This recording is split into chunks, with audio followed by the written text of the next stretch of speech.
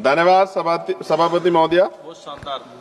मैं इस सदन का ध्यान भारत के राष्ट्रीय गीत वंदे मातरम के इतिहास और उसके राष्ट्रीय महत्व और उसकी संवैधानिक स्थिति की ओर आकर्षित करना चाहता हूं। हालांकि सब लोग इस पे बोल चुके, लेकिन जो हमें सुनने वाले हैं वो भी सुनेंगे, तो इस पे चर्चा करनी बहुत जरूरी है। वंदे मातरम कोई साधारण गीत नहीं है, ये भारत की आजादी की लड़ाई का सबसे प्रचलित उद्घोष रहा है। प्रख्यात बांग्ला लेखक बंकिम चंद्र चटर्जी ने इसे वर्ष 1875 में लिखा था और 1905 में जब लॉर्ड कर्जन ने बंगाल विभाजन की घोषणा की, तब यह गीत ब्रिटिश शासन के विरुद्ध जन प्रतिरोध का गूंज बन गया। ब्रिटिश पुलिस जब भारतीयों की आवाज दबाने के लिए लाठी चलाती थी, गोलियां दागती, तब हमारे क्रांतिकारी नायक नायिकाएं वंदे मातरम गर्जना से आसमान गुजा देते थे। अनेकों वीरों ने फांसियों के तख्ते पर चढ़ते हुए गोलियों का सामना करते हुए अंतिम शब्द वंदे मातरम ही कहे थे। इतना ही नहीं, अंग्रेजों ने इस गीत से इतने भयभीत हुए कि उन्होंने इस पर प्रतिबंध लगा दिया। सभापति महोदय, साल 1937 में जब राष्ट्रगान तय करने का प्रश्न उठा तो इसके लिए एक समिति बनाई गई। तो साल 1937 में बनी वह 3 सदस्यीय समिति, जिसमें नेहरू जी, नेताजी सुभाष चंद्र बोस और गुरुदेव रविंद्रनाथ टैगोर जैसे महानायक शामिल थे, और टैगोर जी की सलाह पर वंदे मातरम के पहले 2 अंतरों को राष्ट्रीय गीत के रूप में स्वीकार करने की अनुशंसा की गई। इस अनुशंसा को संविधान सभा ने 24 जनवरी 1950 को पूर्ण सहमति से राष्ट्रीय गीत का दर्जा प्रदान किया। ऐसे में आज उसकी स्थापित स्वीकृत और सर्वमान्य स्थिति पर अनावश्यक विवाद खड़ा करना न केवल इतिहास के तथ्य और संविधान की मर्यादा के विपरीत है, बल्कि यह उन महान विभूतियों, विशेषकर बोस जी और रविन्द्रनाथ टैगोर का भी अपमान है, जिन्हें आज भाजपा स्वयं अपना आदर्श बताती। मुझे याद है कि प्रधानमंत्री जी, पूर्व का जो पश्चिम बंगाल का चुनाव हुआ था, माननीय प्रधानमंत्री जी टैगोर जी का लुक धारण करके हमने सबने देखे। ऐसे में उन्हें टैगोर जी की स्पष्ट सलाह पर निर्धारित राष्ट्रीय गीत की स्थिति पर सवाल उठाना उनके विचारों और उनके ऐतिहासिक समिति दोनों के प्रति असम्मान की श्रेणी में आता है।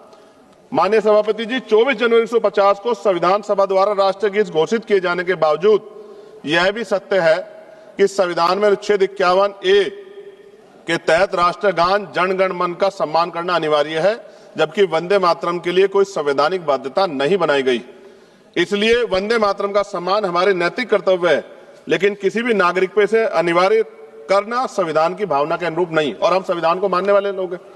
हमारे महान स्वतंत्रता सेनानियों ने एक ऐसा भारत चाहा था जहां देशभक्ति, स्वतंत्रता और सबकी आस्था तीनों का सम्मान साथ साथ रहे।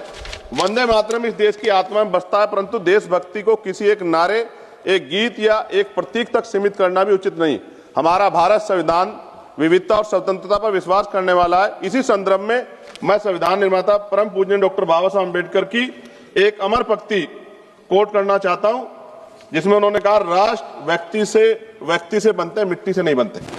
यानी राष्ट्र की असली शक्ति उसके नागरिक हैं, उनकी चेतना, उनके अधिकार, उनकी स्वतंत्रता है। मैं इस सदन में यह भी कहना चाहता हूं कि वंदे मातरम हमारा गर्व है, हमारी विरासत है, लेकिन गर्व को कभी जबरन थोपा नहीं जाता, गर्व दिल से स्वीकार किया जाता है। वंदे मातरम वो गीत है जिसने अंग्रेजी साम्राज्य हिला दिया था। आज इसे राजनीति में घसीटना, उसकी मान्यता को कम करना। वंदे मातरम हमें जोड़ता है, तोड़ने की पहचान भी बताता है। जब इसे हथियार बनाए और उनकी नीयत देश नहीं, सिर्फ आपकी अपनी राजनीति चमकाना हो। सभापति महोदय, आज भी अगर कहीं कोई आंदोलन होता, मैं एक अधिवक्ता हूं, उत्तराखंड के देहरादून में अधिवक्ता 29 दिन से कड़क ठंड में बैठे हैं, इसी राष्ट्रीय गीत को गुनगुनाते हुए आंदोलन कर रहे हैं कि हमें सरकारी चैम्बर सरकार उत्तराखंड की दे। मैं बात आपको इसलिए कह रहा हूं, हमने किसान आंदोलन देखे, पहलवान बेटों का आंदोलन देखा, अध्यापकों का आंदोलन देखा, युवाओं का आंदोलन देखा, लेकिन मैं ये भी मानता हूं कि सत्ता इस पर राजनीति कर रही है।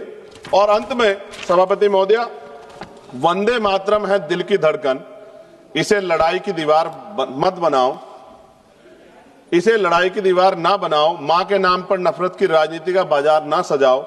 हम सम्मान से कहेंगे फर्ज है हमारा, पर किसी नागरिक की आजादी पर पहरा ये संस्कार नहीं हमारा। सभापति जी, इतिहास पे बात होगी, जो आज नहीं है उन पे बात होगी, लेकिन वर्तमान पे भी तो बात होनी चाहिए ना। वर्तमान पे इतिहास से हमें सीख लेनी चाहिए। आज क्या हाल है देश के? बुनियादी सुविधाएं लोगों को नहीं मिली, रोटी कपड़ा मकान की व्यवस्था नहीं है, और जुल्म जाति अन्य अत्याचार दलितों पे, पिछड़ों पे, मुसलमानों पे, आदिवासियों पे लगातार जारी। और कोई कहने सुनने वाले जब भी कोई अपनी आवाज उठाएगा उसको देश विरोधी घोषित कर दोगे, धर्म विरोधी घोषित कर दोगे। इस प्रथा से क्या देश आगे बढ़ सकता है? एक ऐतिहासिक प्रमाण बता रहा हूं जी, खत्म करते हुए ऐतिहासिक प्रमाण बता रहा हूं। राम प्रसाद मिसमिल जी ने आजादी की लड़ाई के लिए हिंदुस्तान रिपब्लिकन एसोसिएशन बनाया चाहे, लेकिन जब उन्हें लगा कि एक धर्म के लोग या एक जाति के लोग या एक क्षेत्र के लोग आजादी की लड़ाई को नहीं लड़ सकते, तो 1928 में शहीद आजम सरदार भगत सिंह जी ने उसमें सोशलिस्ट वर्ड जोड़ा। हिंदुस्तान सोशलिस्ट रिपब्लिकन एसोसिएशन क्यों बनाया? क्योंकि जब हम मिलकर रहेंगे तभी देश आगे बढ़ सकता है। और मुझे पूरा ऐसा लगा जब मैंने सत्ता पक्ष को सुना कि वो राजनीतिक एजेंडे के जरिए सिर्फ मुसलमानों को टारगेट करते हुए इस बहस को लाना चाहते हैं, उनके पीछे उनका कोई और तर्क नहीं। सभापति जी, खत्म करते हुए मैं ये कह रहा हूं, आज का नौजवान अपना हक मांग रहा है, आज की बेटियां उड़ान चाहती है, उनके लिए सरकार पे क्यों योजना नहीं? बस इसी एजेंडे में फंसा के लगातार वो देश के नौजवानों को चलना चाहते हैं। ये ज्यादा दिन चलेगा नहीं। मैं आपके माध्यम सरकार से कहना चाहता हूं कि बुनियादी मुद्दों पर चर्चा करें, बेरोजगारी पर चर्चा करें, महंगाई पर चर्चा करें, महिला सुरक्षा पे, सम्मान पे, उनके सशक्तिकरण पे चर्चा करें और देश की तरक्की पे मिलकर कैसे आगे बढ़े इस पे चर्चा करें। बहुत बहुत धन्यवाद। जय भीम, जय भारत, जय संविधान, जय मंडल, जय जोहार। धन्यवाद सभापति महोदय।